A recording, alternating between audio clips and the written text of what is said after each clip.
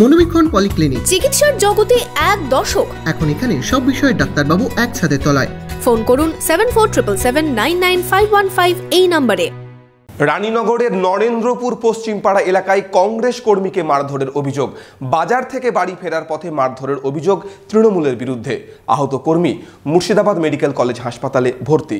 আপনার আনন্দে আমাদের উদযাপন।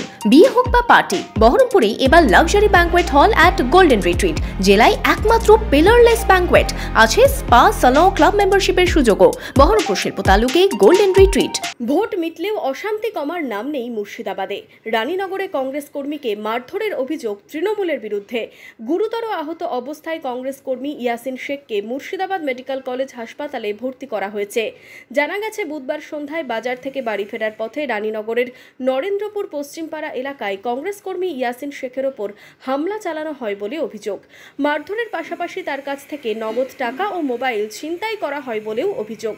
এই ঘটনায় আহতের স্ত্রী সরাসরি তৃণমূলের দিকে অভিযোগের আঙুল তুলছেন। আমার স্বামী অসুস্থ ছিল, সে করে পাঠিয়েছিলাম, সুগার হাই হয়ে গেছে, ছেলেকে ডাক্তার বাড়ি পাঠিয়েছিলাম। ডাক্তার বাড়ি থেকে আসার পথে ওই হিন্দুপাড়া টার্নিং এ ঢুকতে ধরেছে একজনের। 4-5 জনের কাছে মোবাইল ছিল, 8,000 টাকা ছিল, সব বের করে নিয়ে নড়ি দিয়ে আচ্ছা করে মেরেছে। গুরুতর আহত অবস্থায় ইয়াসিন শেখকে প্রথমে গোধনপাড়া ব্লক হাসপাতালে নিয়ে যাওয়া হয়। আঘাত গুরুতর হওয়ায় তাকে মুর্শিদাবাদ মেডিকেল কলেজ হাসপাতালে স্থানান্তরিত করা হয়। কি কারণে, কে বা কারা তার ওপর হামলা চালালো খতিয়ে দেখছে পুলিশ।